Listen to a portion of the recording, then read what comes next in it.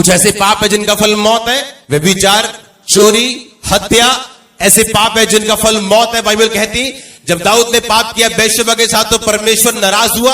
उसे मालूम था अब उसे माफी तो मिल जाएगी पर इसकी सजा उसे भुगतनी होगी।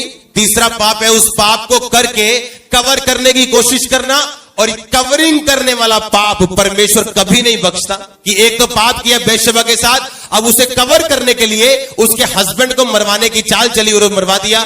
परमेश्वर ने कहा जब तूने बेशबा के साथ पाप किया तो मैं क्रोधित हुआ था, लेकिन जब तूने उसके पति को मरवा दिया मेरा क्रोध भड़क उठा। अब तेरे घराने में तलवार चलेगी, जो तूने किया वो तेरे साथ किया जाएगा, क्योंकि तूने कवरिंग करने की कोशिश की।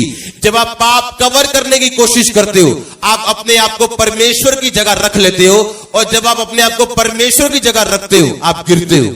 आप जानते हैं कवरिंग करने वाले इंसान, एक तो चोरी की, अब उस चोरी को छुपाने के लिए सारे रिकॉर्ड चेंज हो रहे, कुछ चीजें मिटाई जा रही, कुछ चीजें नहीं की जा रही। एक तो चोरी की और उस चोरी के रिकॉर्ड को खत्म करने के लिए 10 पाप और किए, और ऐसे पाप को परमेश्वर कभी नहीं बख्शता। इनका फल ये मौत वाले पाप है, ये नरक जाने वाले पाप है। आप जानते हैं जब परमेश्वर कहता मैं घमंडियों से नफरत करता हूं, आप जानते हैं जब घमंडी बोलते तो कैसे बोलते हैं? मैं, हाँ, कि मेरे पास पावर है, मैं ऐसा कर दूंगा। मैं, आप जानते परमेश्वर का नाम क्या है? मैं जो हूं सो मैं परमेश्वर का नाम है। जब आप अपने आप को मैं में लेके आते हो आप गिरते हो, क्योंकि ये परमेश्वर का स्थान ले रहे हो आप। और उसी तरह से जब आप कवरिंग करने के लिए जाते हो आप परमेश्वर का स्थान लेते हो और आप गिरते हो। परमेश्वर ने आपको ग्रेट बनने के लिए बुलाया, इस बात को ध्यान रखो।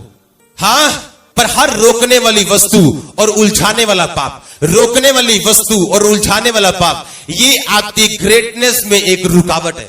हालेलुया। आपको अभी से शरीर पे काबू करना, अगर अब नहीं किया तो कभी नहीं कर सकते।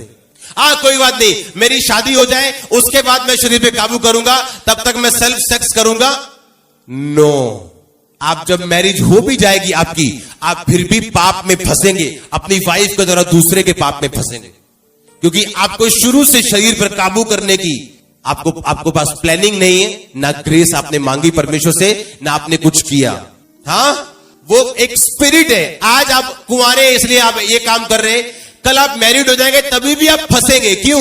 क्योंकि ये एक स्पिरिट है जिसपे आज आपको काबू करना है। अगर आप ग्रेट बनना चाहते हो आप सेवा करो, काम करो, प्रेयर करो, लेकिन अगर ये शारीरिक बातें आप में हैं आप बेअसर हो, आप बढ़ नहीं सकते, ना ग्रेट बन सकते हो। लोगों के सामने आप प्रीचर होंगे, लोगों के सामने सिंगर होंगे, लोगों के सामने आप वॉलंटियर होंगे, लेकिन आपको अंदर से पता होगा आप खाली व्यक्ति हो। हालेलुया।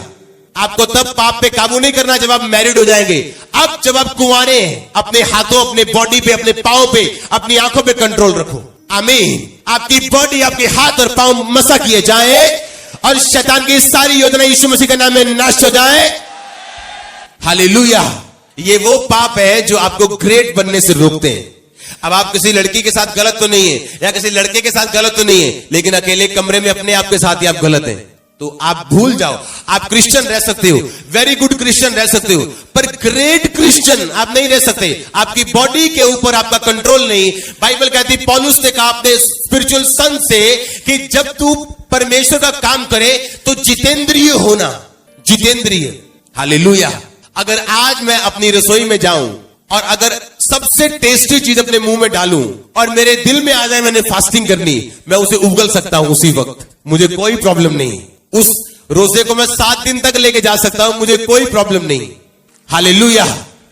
मुझे आज भी याद है जब शुरू में हम प्रार्थना करने के लिए बैठते थे तो कई बार बोर होते थे प्रार्थना में हम, क्योंकि एक नए बंदे को जो सिर्फ 2-4 दिन का, 2-4 हफ्तों का मसीही हो, उसको आप 3 घंटे अगर प्रार्थना में बैठा दें तो एक दिन तो बड़ा अच्छा लगता है, दूसरे दिन प्रार्थना बड़ी अच्छी लगती है, तीसरे दिन, पर चौथे दिन आप बोलते हो क्या यार, क्या हो रहा है, ये हो नहीं रही प्रेयर।